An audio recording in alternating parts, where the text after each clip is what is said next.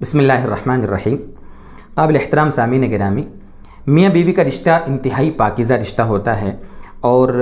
دونوں میاں بیوی اس بات کی فکر کرتے ہیں کہ ہمارا یہ رشتہ مضبوط ہو، بلکہ دونوں کے خاندان بھی اس بات کی فکر کرتے ہیں کہ یہ رشتہ انتہائی پروان چڑھے، اس میں استواری ہو، مضبوطی ہو اور اس رشتے کے تعلق سے دونوں خاندانوں میں محبتیں بنے۔ ہر میاں بیوی اور ہر جوڑے کی یہی تمنا ہوتی ہے اور ہر خاندان کی یہ کوشش ہوتی ہے، لیکن کبھی کبھی یہ رشتے ٹوٹ جاتے ہیں۔ تو بہت سے اسباب ہوتے ہیں ٹوٹنے کے، اور جن وجوہات کی وجہ سے ٹوٹتے ہیں وہ بھی آپ جانتے ہیں کیا کیا ہوتا ہے، کیا جھگڑے اور کیا فساد، بہت ساری چیزیں ہوتی ہیں، طلاقیں ہو جاتی ہیں، ان سے رشتے ٹوٹ جاتے ہیں۔ کبھی عورت کو شوہر نہیں جمتا ہے تو وہ خلا لے لیتی ہے، کبھی شوہر کا انتقال ہو گیا رشتہ ٹوٹ گیا، کبھی بیوی کا انتقال ہو گیا رشتہ ٹوٹ گیا، کبھی شوہر کہیں گم ہو گیا، پتہ ہی نہیں ہے، 2-4 سال انتظار کیا اور اس خاتون نے دارالقضاء میں جا کر اپنے اس شوہر سے نکاح اپنا فسخ کرا لیا، نکاح توڑوا لیا اپنا۔ ایسے بہت سے اسباب ہوتے ہیں، لیکن کبھی کبھی کچھ باتیں ایسی ہو جاتی ہیں، اللہ معاف فرمائے، ایسے گناہ ہو جاتے ہیں، شوہر نے ایسا گناہ کر دیا جس کی بنیاد پر اس کی بیوی اس کے نکاح سے ہمیشہ کے لیے نکل جاتی ہے۔ ایسے بھی کچھ گناہ ہیں، اور خاص طور سے آج کے زمانے کی جو جوائنٹ فیملی کا جو رواج ہوا ہے، دیرانیاں جیٹھانیاں ساس سسر سب کچھ ساتھ میں ہے، ایک بڑی فیملی ہے، ساتھ میں رہ رہے ہیں، تو وہاں ایسے گناہ ہونے کے زیادہ امکانات ہوتے ہیں۔ تو آج سوچا کہ آج آپ کو کچھ اس بارے میں باتیں، ایسے گناہ، کیا ایسا گناہ ہو جاوے جس کی وجہ سے بیوی نکاح سے نکل جائے گی، تو تھوڑی اس کی کچھ موٹی موٹی باتیں بنیادی آپ کے سامنے رکھتے ہیں۔ اس کے جو باریک مسائل ہیں میں آپ کو پھر عرض کر دوں کہ اس کے جو باریک مسائل ہیں وہ آپ علماء سے بیٹھ کر سنیں گے، سیکھیں گے، سمجھیں گے، اور اگر کسی کے ساتھ ایسا حادثہ ہو جاوے، یہ گناہ کوئی کر بیٹھے، تو وہ اپنی پوری بات باریکیوں کے ساتھ فیس ٹو فیس کسی مفتی صاحب سے مل کر ڈسکس کرے اور اس کے بعد فیصلہ کرے کہ ان کا نکاح ٹوٹا ہے یا نہیں ٹوٹا ہے۔ جو آج میں آپ کو مسئلہ بتانے جا رہا ہوں جس کی وجہ سے بیوی نکاح سے نکل جاتی ہے، اس مسئلے کو سمجھنے سے پہلے بنیادی طور پر 3 باتیں آپ سمجھیں۔ پہلی چیز تو یہ ہے کہ جو عورت ہمارے لیے جس سے نکاح حرام ہے، ایسے جو محرمات عورتیں ہیں جن سے ہم نکاح نہیں کر سکتے، جن سے ہمارا نکاح حرام ہے، ان کی 3 قسمیں ہیں، ٹھیک ہے؟ یہی 3 باتیں سمجھنا ہے ہم کو۔ ایک تو وہ ہوتی ہیں کہ خونی رشتے کی وجہ سے ان سے ہمارا نکاح حرام ہوتا، ٹھیک ہے؟ اس کو کہتے ہیں نسبی محرمات۔ نسبی محرمات جیسے ہم اپنی ماں سے شادی نہیں کر سکتے، نکاح نہیں ہو سکتا، بہن سے نکاح نہیں ہو سکتا، اسی طرح پھوپھی ہے، خالہ ہے، بھانجی ہے، ان سے ہمارا نکاح جائز نہیں ہے۔ یہ نسبی اور خونی رشتے ہیں جن سے ہم نکاح نہیں کر سکتے، ٹھیک ہے؟ اسلام میں ان سے نکاح جائز نہیں ہے۔ اور دوسری وہ حرام عورتیں ہیں جن سے دودھ کے رشتے کی وجہ سے ہمارا نکاح نہیں ہو سکتا، ان کو محرمات رضاعیہ کہا جاتا ہے، یعنی رضاعی محرمات۔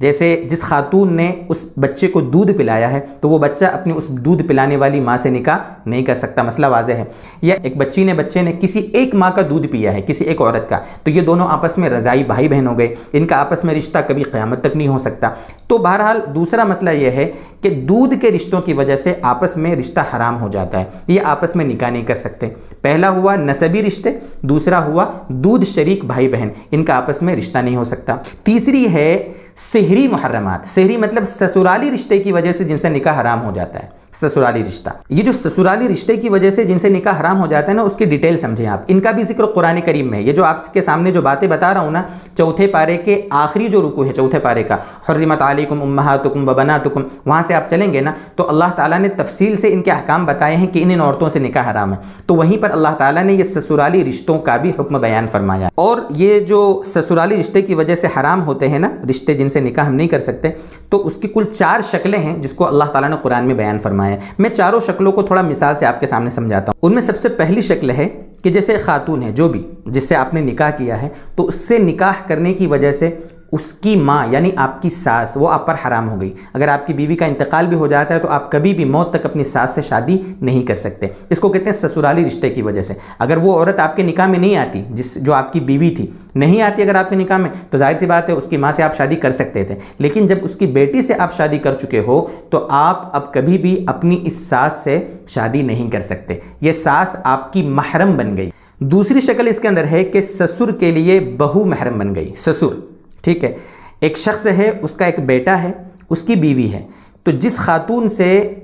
ایک شخص کے بیٹے نے شادی کر لی، نکاح ہو گیا ہے، تو اب وہ جو سسر ہے وہ اپنی اس بہو سے کبھی بھی موت تک شادی نہیں کر سکتا، ان کا نکاح آپس میں نہیں ہو سکتا۔ تیسری شکل اس کے اندر یہ ہے کہ ایک شخص ہے،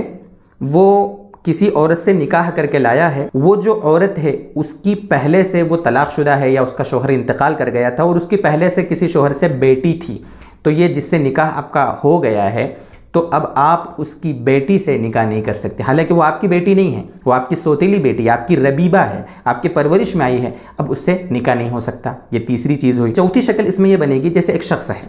وہ ایک خاتون کو نکاح کر کے لایا، ٹھیک ہے، اس کا آلریڈی پہلے اپنی بیوی سے ایک بیٹا موجود ہے مثلا، ٹھیک ہے، اس کی بیوی کا انتقال ہو گیا، جوان بیٹا گھر میں تھا، اب یہ مرد جو ہے اس کا باپ دوسری کوئی خاتون نکاح کر کے لے کر آیا، تو چونکہ یہ اس کے باپ کی بیوی ہے، اس کی سگی ماں نہیں، اس کی سوتیلی ماں ہے، جو پہلے بیٹا تھا اس کی یہ سوتیلی ماں ہے، تو یہ سوتیلی ماں ہے، یعنی اپنے باپ کی منکوحہ، یہ سوتیلا بیٹا اپنے اس باپ کی بیوی سے نکاح نہیں کر سکتا، اس کے لیے اس عورت سے نکاح کرنا حرام ہو گیا۔ یہ 4 شکلیں، ان چاروں شکلوں میں دوست بزرگوں اب ہمیں سمجھنا ہے پوائنٹ والی بات جو ہمیں سمجھنے کی ہے کہ اگر ان چاروں شکلوں میں سے کہیں اگر کسی مرد نے کچھ گڑبڑ کی ہے، زنا کیا ہے، تو اس کی وجہ سے خود اس کی بیوی اس کے نکاح سے نکل جائے گی۔ جیسے مثلا کیا، اس کو سمجھیں، جیسے سب سے پہلی شکل میں تھا ساس، جیسے ساس ہے تو ساس اگر اپنے داماد کے ساتھ، اللہ حفاظت فرمائے، اگر داماد نے ساس کے ساتھ زنا کیا ہے تو داماد کی جو بیوی ہے یعنی ساس کی بیٹی اس کے نکاح سے نکل جائے گی ہمیشہ کے لیے۔ طلاق میں تو کم سے کم بعد میں واپس آنے کے چانس بھی ہوتے ہیں،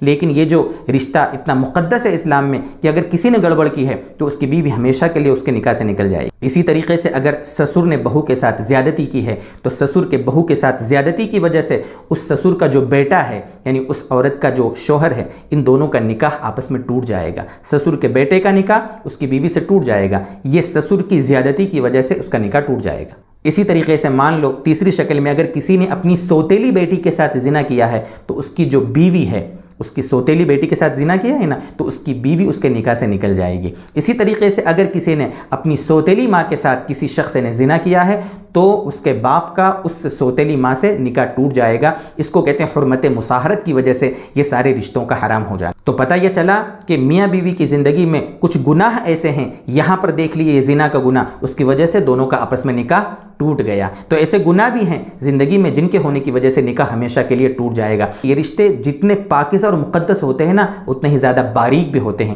اس لیے بہت زیادہ سمجھنے کی ضرورت ہے۔ اس لیے بہت ضروری ہے کہ اگر ایسے مسائل کسی کے ساتھ اللہ نہ کرے پیش آ جائیں تو وہ کسی مفتی صاحب کے پاس فیس ٹو فیس مل کر اس کی پوری ڈیٹیل بتائے، تاکہ مفتی صاحب فیصلہ کریں کہ یہاں پر نکاح ٹوٹا ہے یا نہیں ٹوٹا۔ بہت موٹی موٹی باتیں جو سمجھ میں آنے والی تھی وہ آپ کے سامنے رکھ دی ہیں۔ اللہ تعالیٰ یہ باتیں ہمیں سمجھا دے اور نکاح جیسے مقدس رشتے کی عظمت اور تقدس کا ہمیں پاس و لحاظ رکھنے والا بنا دے۔